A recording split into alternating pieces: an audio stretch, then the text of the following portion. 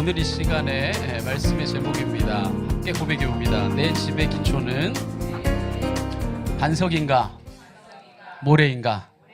어디세요? 반석이 되기를 간절히 축원합니다. 오늘 이 시간에 내 집의 기초는 반석인가 모래인가라는 제목을 가지고 마태복음 7장 24절부터 29절까지의 말씀으로 오늘 은혜를 나누도록 하겠습니다. 저를 보실래요? 자, 예수님이요 마태복음 5장부터 이어온 산상수훈의 가르침을 바로 여기서 끝맺음을 합니다.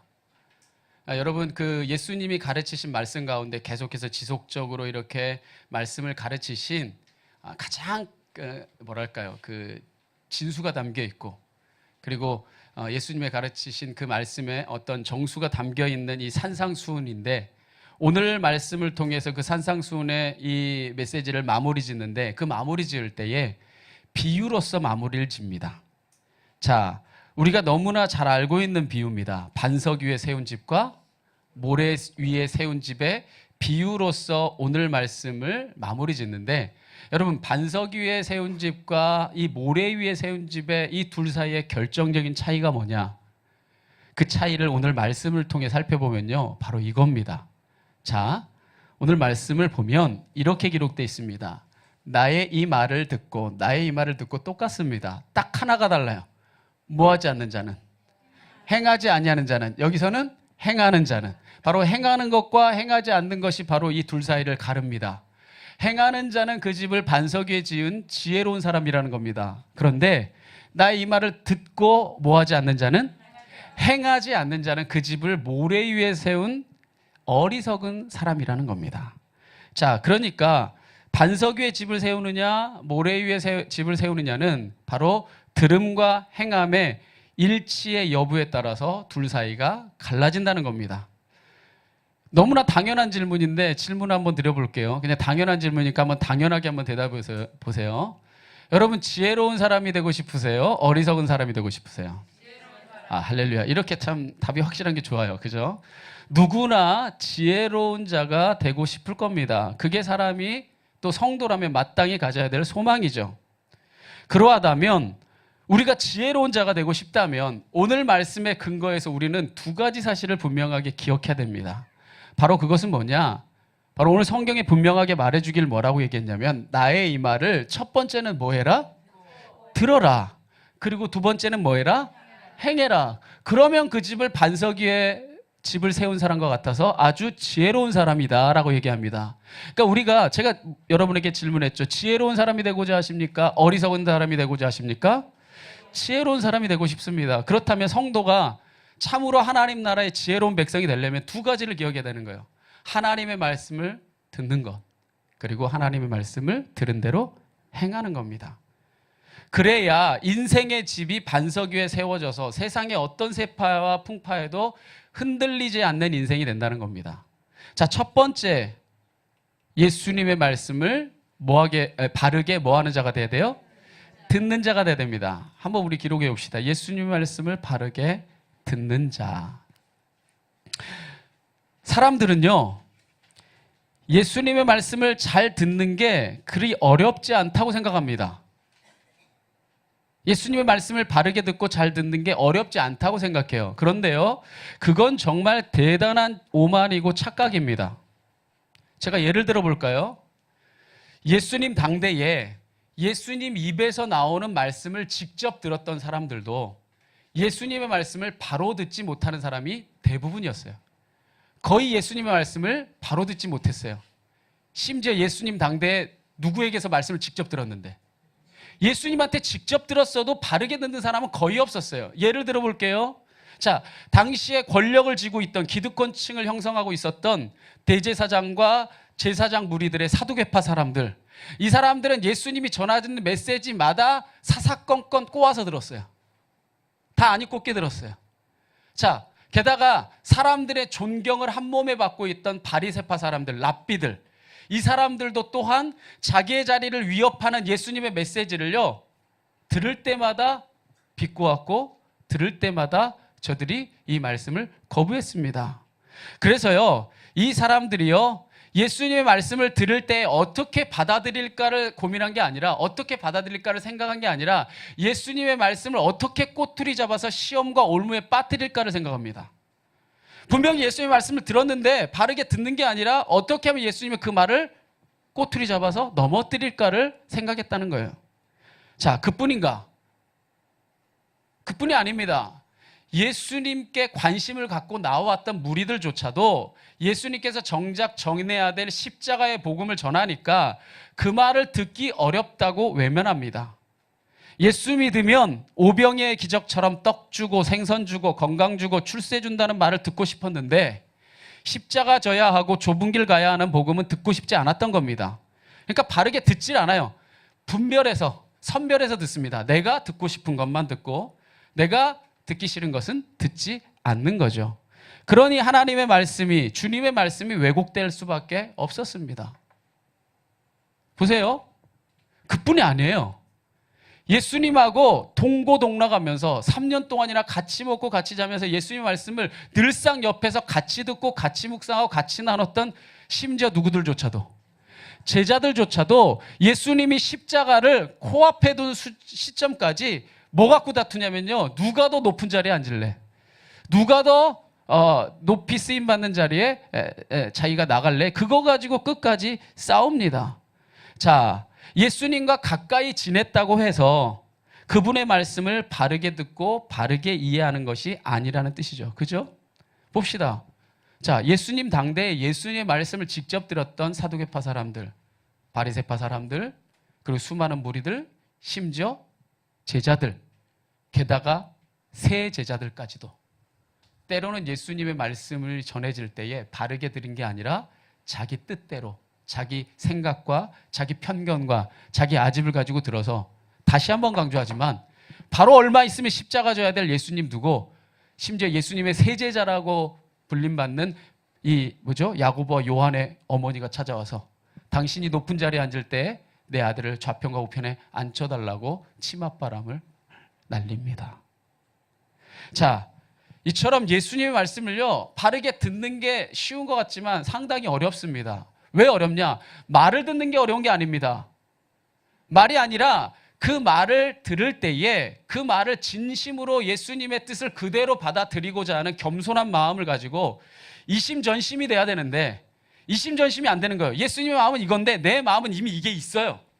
그러니까 내 뜻과 내 생각에 갇혀서 예수님의 말씀을 들으니까 예수님의 말씀이 잘 들리지 않는 거죠. 그래서 예수님이요, 복음의 메시지를 전할 때 이런 말씀을 자주 합니다. 들을 귀 있는 자는 들을지어다. 여러분, 귀가 없어요? 귀 다 있어요. 여기서 예수님이 하신 말씀은 뭐냐면요, 정확하게 표현하면요, 들을 마음이 있는 자는 들을지어다예요. 오늘 주일날에 이 예배 시간에 나왔어도 이 예수님의 메시지를 오늘 이 시간에 전해도 들을 마음이 있는 자가 그 말씀을 마음의 씨앗으로 삼아서 듣습니다. 할렐루야. 여러분, 지혜로운 자가 되기 원하신다 했잖아요. 할렐루야. 그럼 말씀을 먼저는 바르게 듣는 자가 되십시오. 이게 절대로 쉽지 않아요. 왜? 내 것을 내려놔야지만 들리기 시작하니까. 할렐루야. 그래서 자신의 입맛대로 듣지 말고 바르게 알아듣는 자가 되는 지혜로운 자가 되시기를 간절히 축원합니다. 이 본문과 동일한 메시지를 전하고 있는 이 병행 본문인 누가복음에 보면요, 이 비유의 말씀을 기록하면서 이 누가는 한 가지를 더 기록합니다. 한번 마태복음의 메시지와 누가복음의 메시지를 비교해 보면, 먼저 오늘 우리 본문인 마태복음에 이렇게 기록되어 있습니다. 그러므로 누구든지 나의 이 말을 듣고 행하는 자는 그 집을 반석 위에 지은 지혜로운 사람과 같으리니 비가 내리고 창수가 나고 바람이 불어 그 집에 부딪히되 무너지지 아니하나니 이는 그 주추를 반석 위에 놓은 까닭이요라고 기록되어 있어요. 이 말씀을 누가복음 6장 47절에 48절에 병행 본문에는 뭐라고 기록되어 있냐? 이렇게 기록되어 있습니다. 내게 나와 내 말을 듣고 행하는 자마다, 이건 똑같죠? 그죠? 기준은 똑같습니다. 누구와 같은 것을 너희에게 보이리라. 집을 짓되 깊이 파고 주추를 반석 위에 놓은 사람 같으니 큰 물이 나서 탕류가 그 집에 부딪히되 잘 지었기 때문에 능히 뭐하지 않는다? 요동하지 못하게 하였거니와 라고 말합니다. 자, 누가는 예수님의 말씀을 전하면서 인생의 집을 반석 위에 놓는 자가 되기 위해서 한 가지 과정을 더 기록해 놓습니다. 그게 뭐냐면요, 기초를 뭐 하라는 거예요? 깊이 파고 주추를 반석 위에 세우라는 겁니다. 자, 그래야 어떤 풍파가 와도 흔들리지 않을 수 있다는 거예요. 참 이거는 맞는 말입니다. 보세요. 여러분, 모래 위에 집을 세우나 반석 위에 집을 세우나 반석 위에 집을 세운다 한들 기초를 대충 파서 얕게 만들어서 그 집을 세우면 거센 풍파가 오면 속절없이 무너지게 돼 있어요. 그죠? 그죠, 성도님? 그죠? 집 많이 세우시는 우리 성도님 그렇잖아요. 아무리 반석 위에 튼튼한 기초 위에 세워도 기초를 뭐 하지 않으면, 깊이 파지 않으면 세파에 속절없이 무너지는 겁니다. 마찬가지로 예수님의 말씀 위에 인생의 집을 세울 때 먼저는 말씀을 깊이 파는 과정이 필요합니다. 왜냐? 하나님의 말씀은요, 하나님의 이 말씀은 밭에 이 감추인 보화와 같아서, 마치 밭에 감추인 보화와 같아서 우리가 깊이 파서 캐내지 않으면 그 맛과 의미를 알지 못합니다. 그래서 우리가 깊이 파서 그 보화를 발견하고 나면 자기 소유를 다 팔아 그 밭을 사는 것처럼 우리가 말씀의 진정한 의미와 뜻과 그 맛을 깊이 파서 맛보게 되면 내 모든 것을 바쳐도 주님의 말씀을 따라 살고자 하는 삶의 결단이 나타나게 돼요. 할렐루야. 그래서 성도는요, 주님의 말씀을 깊이 파고 헤아려서 내 것으로 만들어야 합니다. 즉 하나님의 말씀을 위해 시간을 쏟고 우리가 그 말씀을 위해서 참뜻을 알아가고 공부하고 묵상하고 암송해야 되는 겁니다. 그렇게 말씀의 뿌리를 깊이 내리면 어떤 풍파가 닥쳐와도 흔들리지 않는다는 거예요. 할렐루야.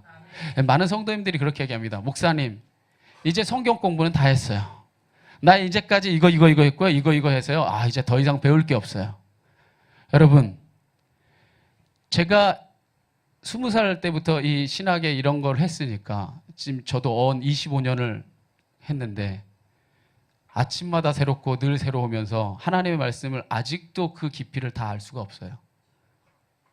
할렐루야. 그런데 여러분, 어떻게 우리가 예전에 들었던 말씀, 예전에 알았던 말씀으로 오늘의 우리의 삶을 지탱해 줄 거라고 생각합니까? 저는 절대로 그렇게 믿지 않습니다. 그때 받았던 은혜, 그때 깨달았던 은혜가요, 오늘의 삶을 지탱해 줄 힘은 아니에요. 우리가 왜 매주일마다 예배를 드립니까? 이 말씀을 통해서 우리가 말씀의 우물을 깊이 파서 그 생수를 마시고 우리의 인생의 주추를 반석 위에 깊이 뿌리 내리기 위함인 줄 믿습니다. 아침마다 새로운 주님의 말씀을 통해서 우리가 늘 새로워지고 결단하고 나아갈 때에 우리가 어떠한 세상의 세파에도 흔들리지 않는 인생이 되는 겁니다. 예수님이 뭐라고 말씀하시냐면요, 말씀의 뿌리가 깊지 않으면 세상의 세파에 무너지는 인생이 된다는 겁니다. 그래서 예수님이 이렇게 경고합니다. 한번 27절은 같이 읽어봅시다. 시작. 비가 내리고 창수가 나고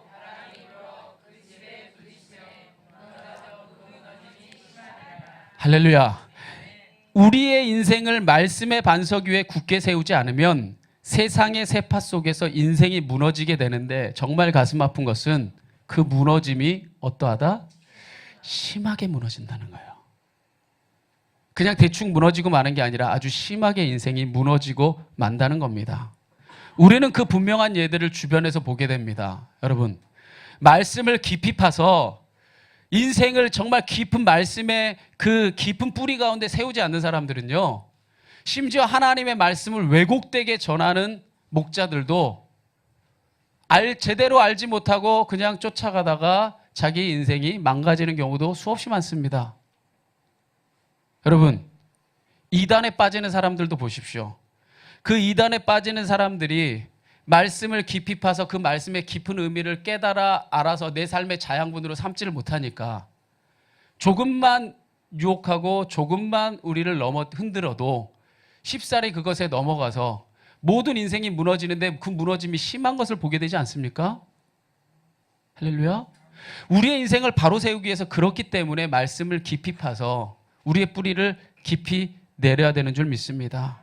그래서요, 예수님께서요, 그 인생에 우리가 하나님의 말씀을 바르게 분별하여 듣고 바르게 분별하여 깨닫는 것이 얼마나 중요한지를 이미 산상수훈 가운데서 예수님이 말씀해 줬습니다. 그래서 예수님이 뭐라고 말씀했냐? 마태복음 6장 22절 산상수훈 가르친 가운데 이렇게 말합니다. 눈은 몸의 등불이다. 이 눈이 뭡니까? 분별하여 보는 것. 분별력 있게 하나님의 말씀을 깨달아 아는 것. 분별력 있게 하나님의 말씀을 내 삶에 뿌리 내리는 것. 그것이 몸, 인생의 등불이라는 겁니다. 그러므로 내 눈이 분별력이 성하면 온 몸, 인생이 밝을 것이지만 내 분별력이 나쁘면 인생이 어두워진다는 거예요. 그러므로 내게 있는 빛이 어두면, 말씀의 빛이 사그라들면 그 인생의 어둠이 얼마나 더하겠느냐? 무너지는데 심하게 무너진다는 겁니다. 속절없이 무너진다는 겁니다.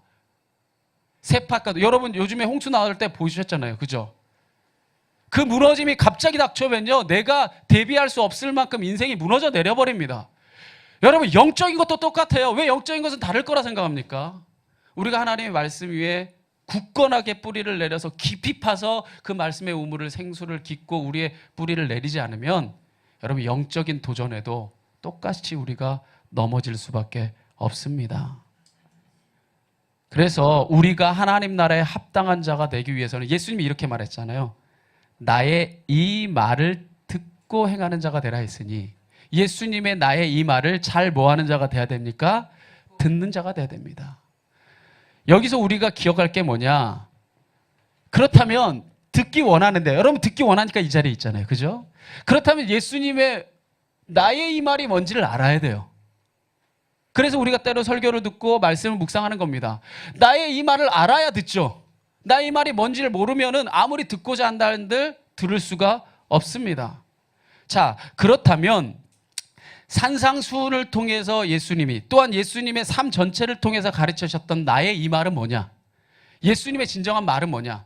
자, 사두개파 사람들이 오해했던 것, 바리새인들이 오해했던 것, 수많은 무리들이 자기의 유익을 따라 쫓아왔던 것 말고 진짜 예수님이 전하고자 했고 진짜 예수님이 나누고자 했던 나의 이 말, 진정한 복음의 핵심의 메시지가 뭐냐? 자, 이 예수님의 나의 이 말을 큰 맥락에서 보자면 지금 이게 뭐의 마무리의 메시지라고 했어요? 산상수훈의 마무리의 메시지입니다. 그러니까 예수님의 나의 이 말은 이 전체적인 메시지를 갈무리하면서 하는 말씀이시기에 산상수훈에서 가르쳤던 말입니다. 이 말을 듣고 행하는 자가 되면 너희가 반석 위에 세운 집이 돼서 지혜로운 자가 된다는 거예요. 그럼 예수님의 나의 이 말이 뭔지 한번 하나하나 한번 돌이켜 봅시다. 가장 먼저 예수님이 가르치신 나의 이 말은 이겁니다. 너희가 하나님 나라 백성이라면 세상 가치를 따라 살지 말고 팔복을 구하는 자가 되라. 세상의 복이 아니라 하나님 나라의 복을 구하는 자가 되라는 거예요. 할렐루야. 그것이야말로 세상의 빛과 소금과 같은 존재다라고 말씀해 주십니다. 자, 세상의 가치를 쫓아 사는 자가 아니라 팔복을 구하는 자가 되라 하셨는데, 팔복을 구하는 자야말로 진정한 세상을 밝히는 빛이요, 세상을 썩지 않게 하는 소금이라 말씀해 주시면서, 그런 자는 율법에 매여 사는 자가 아니라 예수님의 복음을 따라 사는 자가 되어야 된다고 말씀해 주셨어요. 그래서 예수님은 율법을 넘어선 하나님 나라의 복음을 가르쳐 주실 때에 살인과 미움에서부터 시작된 가르침에서 원수 사랑에 이르기까지 6개의 가르침을 대표적으로 예를 들어 가르쳐 줍니다. 그러면서 예수님이 하셨던 말씀의 작법이 있죠. 뭐뭐 하는 것을 너희가 들었으나, 율법은 이렇게 얘기하는 걸 너희가 들었으나 나는 너희에게 이르노니 하면서, 그죠? 그러면서 너희가 그냥 살인만 살인이 아니라 미워하고 욕하는 것도 살인으로 사람의 영혼을 죽이는 것도 살인이다 라고 시작된 가르침에서 원수를 미워하라는 얘기 들었지만 나는 너희에게 말하노니 원수를 뭐해라까지 나와요? 사랑해라, 이렇게 가르칩니다. 바로 이 예수님께서 가르치신 가르치심이 마태복음 5장에서 전하신 나의 이 말이에요. 할렐루야. 이해하시겠어요? 예수님께서 나의 산상수훈을 통해서 가르친 말씀, 팔복, 세상 가치가 아니라 팔복 구해라. 그것이 빛과 소금이 된 사람이고, 그런 사람은 율법을 넘어서 복음 안에 살아가는 자가 돼야 된다. 율법은 이렇게 말했지만 나의 너에게 이르니 그것을 넘어서는 삶을 살아라. 이것이 예수님이 가르치신 나의 이 말입니다.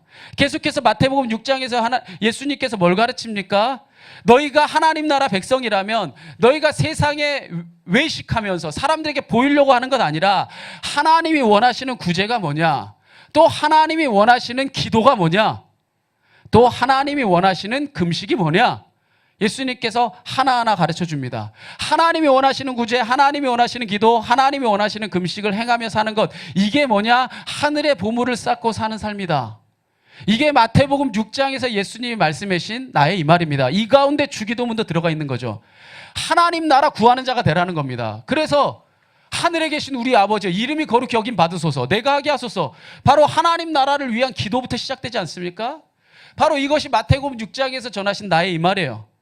마지막으로 오늘 마무리 짓고 있는 마태복음 7장에서 뭐라고 예수님 말하는 겁니까? 이런 삶을 살아갈 때 나는 이렇게 살아가는데 다른 사람은 저렇게 살아가지 못하느냐, 다른 사람 비판하지 말고 자신을 돌아보라 얘기합니다.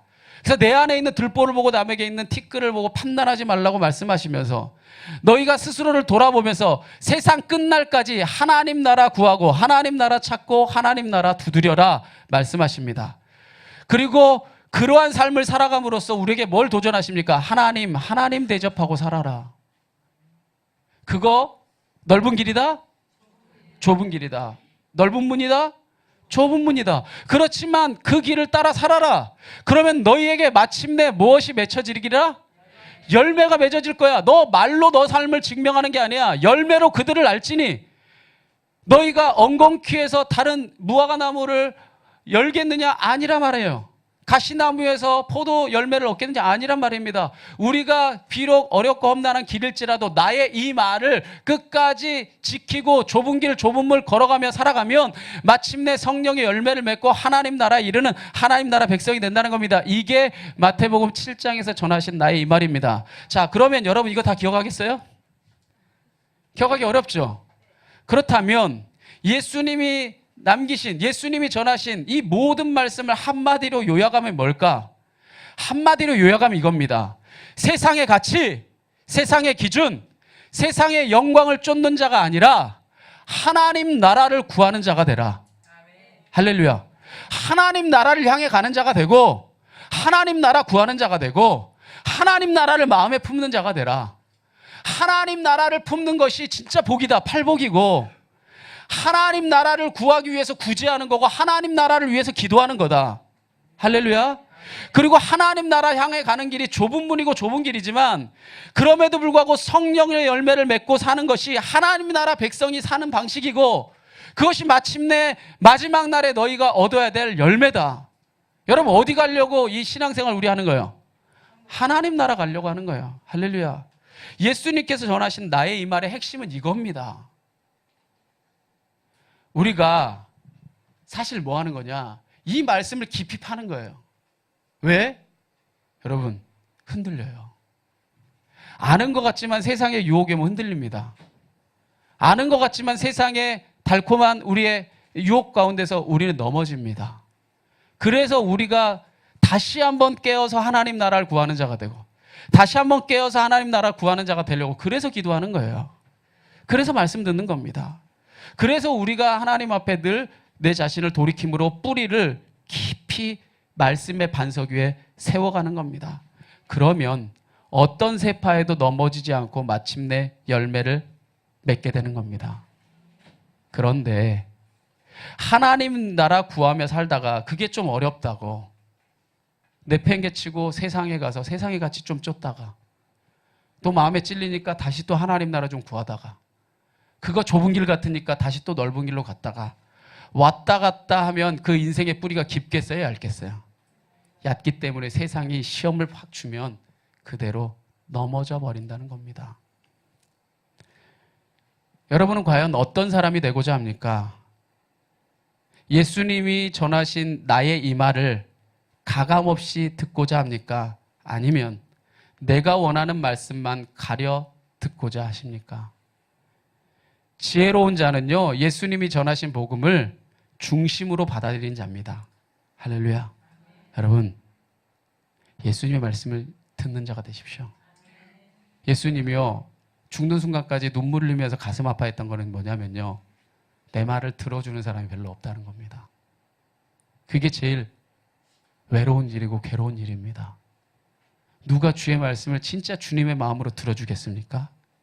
바로 내가 될 수 있기를 진심으로 축원합니다. 진정으로 하나님의 열매 맺고 하나님 안에 뿌리 내리는 반석 위에 집을 세운 지혜로운 사람이 되려면 하나님의 말씀을 진정으로 듣는 자가 되는 것. 그리고 또 하나 도전합니다. 그리고 더 한 걸음 더 나가서 예수님의 말씀을 바르게 뭐하는 자가 돼야 됩니까? 행하는 자가 돼야 됩니다.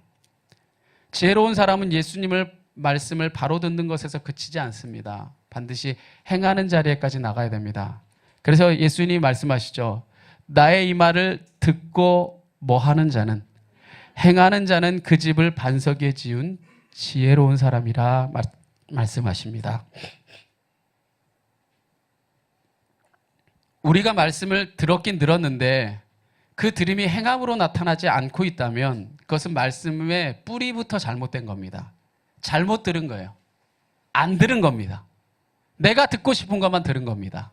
그러니까 행함이 나타나지 않는 거죠. 하나님께서 이스라엘 백성에게 구약에서 이렇게 말합니다. 이스라엘아 들으라 라고 말할 때 이 들으라가 따라해볼까요? 쉐마. 쉐마입니다. 쉐마. 이 쉐마라는 말은 뭐냐? 들으라는 말이 이 들으라는 말에 그치라는 게 아니라 순종하고 경험하고 행동해라 이런 얘기입니다. 이건 우리 한국 말에서도 그런 작법이 있어요. 제가 여러 차례 예를 들지만 시장 보러 간다. 보러 가세요? 중앙시장. 간판 보러 가세요? 시장 보러 가면 뭐 하러 간다는 거예요? 내가 필요한 물건을 사러 간다 이거죠. 이스라엘아 들으라 이 얘기는 뭐냐? 행하라 이런 얘기를 해요. 그냥 듣고 그냥 한 길로 들렀다 한 길로 흘러내리라는 게 아니라 내 삶에서 그것을 행하라고 말씀하고 계시는 겁니다. 우리가 예수님의 말씀을 믿노라 하면서도 행하지 않는다면 그건요, 잘 들으십시오. 그건 애초에 믿음이 없는 겁니다. 위선이죠. 그걸요, 예수님의 동생이었던 야고보 이 사도는요, 아주 통렬하게 지적합니다. 예수님의 동생으로서 예수님의 말씀을 계속해서 들었어요. 이 야고보는. 그리고 나서 자신이 서신에 남길 때에 이 들은 믿음과 행함의 믿음의 이 연결이 얼마나 중요한지를 무려 7번에 걸쳐서 강조합니다. 제가 하나하나 다 읽어볼게요. 야고보서 2장 14절에 이렇게 말합니다. 내 형제들아 만일 사람이 뭐가 있노라 하고 믿음이 있노라 하고 뭐가 없으면 행함이 없으면 무슨 유익이 있으려 그 믿음이 능히 자기를 뭐 하겠느냐? 구원하겠니? 못한다는 거예요. 그 다음에 말합니다. 이와 같이 행함이 없는 믿음은 그 자체가 뭐한 거다? 죽은 것이라 말합니다. 어떤 사람은 말하기를 너는 믿음이 있고 나는 행함이 있으니 행함이 없는 내 믿음을 내게 보여라. 나는 행함으로 내 믿음을 내게 보이리라 하리라. 계속해서 말합니다. 허탄한 사람아, 행함이 없는 믿음이 뭐다? 헛것인 줄 알고자 하느냐? 헛것이라는 겁니다. 내가 보거니와 믿음이 그 행함과 함께 일하고 행함으로 뭐가 온전하게 된다? 믿음이 온전하게 되는 건 행함으로 온전하게 된다. 이로 보건대 사람이 행함으로 의롭다 하심을 받고 믿음으로만은 아니다. 행하지 않으면 믿음이 증명되지 않는다는 거죠. 마지막에 말합니다. 영혼 없는 몸이 죽은 것 같이 행함이 없는 믿음은 그 자체로 뭐한 거다? 죽은 것이다. 주의 말씀을 듣고 뭐하지 않는 자는, 행하지 않는 자는 이미 그것이 모래 위에 세워진 집이라서 창수가 오고 세상의 세파가 부딪히면 다 넘어져 버리는 어리석은 사람의 집이라는 겁니다. 행함과 믿음의 관계를 이보다 더 명확히 나타낼 수 있겠습니까? 그러므로 보십시오. 우리가 예수님의 나의 이 말을 들었다면 반드시 뭐하는 자가 돼야 돼요? 행하는 자가 돼야 됩니다. 그래서 그 증거가 나타나야 돼요. 그러지 않으면 예수님의 말씀을 듣는 자리에 있었던 것일 뿐, 여러분 이 자리에 다 있죠. 예수님의 말씀을 듣는 자리에 있었던 것일 뿐, 행하지 않는다면 여러분은 그 말씀을 진정으로 마음으로 들은 게 아니에요. 들은 자리에 있었던 거예요. 들은 자리에 있었지 뭐 하진 않았다? 듣지는 않았어요. 그거 여러분 학창시절에 많이 경험했죠. 영어 시간에, 수학 시간에 뭐 한 자리에는 있었는데, 들은 자리에는 대부분 있었는데 뭐 하진 않아요? 듣지는 않아요. 막 슬램덩크 보면서 막 가리면서 막 눈을 뜨고 졸면서 막. 여러분 백날 들은 자리에 있는다 한들 듣지 않으면 그것이 내 삶의 진정한 믿음으로 나타나지 못합니다. 여러분 우리가 아까 말씀 묵상하면서 말씀을 깊이 파야 한다고 했어요. 그죠? 말씀을 뭐 해야 된다고요? 깊이 파야 합니다. 그런데 그 말씀을 깊이 파는 데만 목적을 둔다면요, 그건요 단지 머리 큰 송도만 만들어지는 거예요. 말씀을 깊이 파서 이 목사님은 설교 잘해. 이 목사님은 설교 이게 이거 좀 아닌 것 같아. 이 목사님은 뭐 잘 가르치는데. 이 목사님 좀 시원찮네. 말씀을 깊이 파서 누군가를 판단하고 누군가를 비방하고 누군가를 여러분들이 평가하는 일에만 여러분을 사용한다면 그거요, 여러분 영혼을 죽이는 일일 뿐이에요. 그리고 결국에는 공동체도 망가질 겁니다. 여러분, 말씀을 왜 깊이 파는 줄 알아요? 바르게 행하려고. 바른 걸 알아야 바르게 행할 거 아닙니까? 여러분, 말씀 깊이 파지 않으면 어떤 현상이 일어나는 줄 아세요? 여러분, 이단이 이보다 열심히 하나님을 전할 수 없어요. 말씀을 깊이 파서 깊이 알지 못하니까 열심은 있는데 행하는 게 정말 열심히 주님을 위해서 다 일했는데 하나님 나라 가면 뭐라고 할까요? 나는 너를 도무지 모르겠다 할까요? 왜? 주님이 원하는 일을 하나도 하지 않았고 자기가 원하는 대로 했기 때문에. 그래서 말씀을 깊이 파는 겁니다. 뭐 하려고? 잘 행하려고. 오병이의 기적을 보고 예수님을 임금 삼으려고 사람들이 몰려듭니다. 사람들이 막 오병이의 기적 보고 나니까 막 환장하겠는 거예요. 와, 이런 분이 이스라엘의 지도자가 되고 메시아가 되면 우리가 완전히 막 잘 될 것 같은 거예요. 그래서 막 사람들이 몰려들어서 임금 삼으려고 합니다. 그러니까 예수님이 십자가의 복음을 전해요. 그러자 어떻게 사람들이 반응하냐면 이렇게 반응합니다. 한번 같이 읽어봅시다. 시작.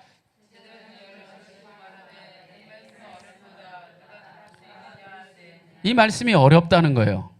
누가 들을 수 있겠냐는 거예요. 이게 뭐죠? 영어 성경을 보면 이렇게 써 있습니다. Who can accept it? 이렇게 말합니다. 누가 받아들일 수 있겠냐 이런 얘기합니다. 누가 이 말씀을 받아들일 수 있을까? 누가 말씀을 진짜 중심으로 들을 수 있을까라고 말합니다. 자, 그 말이 귀로 듣기 어렵다는 뜻이 아니라 이 말씀을 따라 살기가 어렵다는 얘기예요. 그래서 어떻게 결과가 나타난 줄 압니까? 요한복음 6장 66절에 보면요, 그때부터 그 십자가의 복음을 전한 때부터 그의 제자 중에서 많은 사람이 떠나가고 다시는 예수님과 함께 다니질 않습니다. 진짜 복음을 전했더니 누가 받아들일 수 있겠냐, 누가 들을 수 있겠냐 이야기하더니 사람들이 다 떠나가 버립니다. 그리고 다시는 같이 다니지 않아요. 예수님이 오병이어의 기적으로 먹을 거 줄 때는 따랐습니다. 온갖 병을 고쳐줄 때는 따랐어요. 그때까지는 예수님께 자신의 왕이 돼달라고 매달리기까지 했어요. 그런데 진짜 복음을 듣고 나더니, 나의 이 말을 듣고 나더니 그 말이 어렵다면서 떠나가 버립니다. 그들은 예수님의 말씀이 아니라 자신이 원하는 것을 예수님의 입을 통해 듣고 싶었던 겁니다.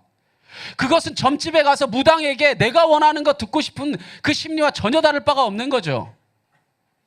그렇게 자신을 쫓던 무리들이 다 떠나가는 모습을 보고요, 예수님이 제자들에게 이렇게 묻습니다. 뭐라고 묻냐면요, 딱 한마디 물어요. 너희도 가려느냐?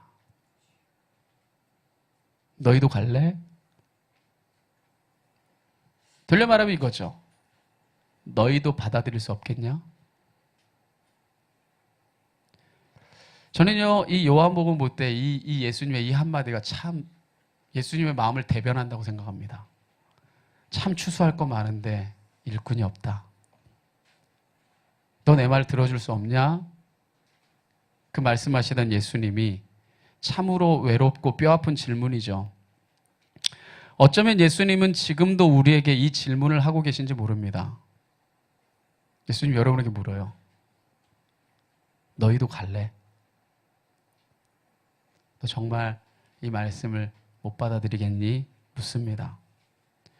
이 물음 앞에서 여러분은 과연 뭐라고 대답하겠습니까?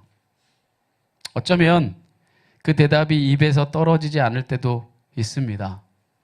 알고 있었는데도 이 길이 좁은 길인 것을 새삼 깨달을 때 도망가고 싶기도 할 겁니다. 그 진실한 고백이에요. 사실 가고 싶지 않거든요. 사실 어렵거든요. 그런데 그럼에도 불구하고 예수님의 질문에 베드로가 용감하게 답합니다. 저는 이 대답이 우리가 비록 부족하지만 우리의 고백일 수 있기를 간절히 축원합니다. 베드로가 무엇이라 대답하냐면 이렇게 대답합니다. 주여, 영생의 말씀이 주께 있사오니 우리가 누구에게로 가오리까?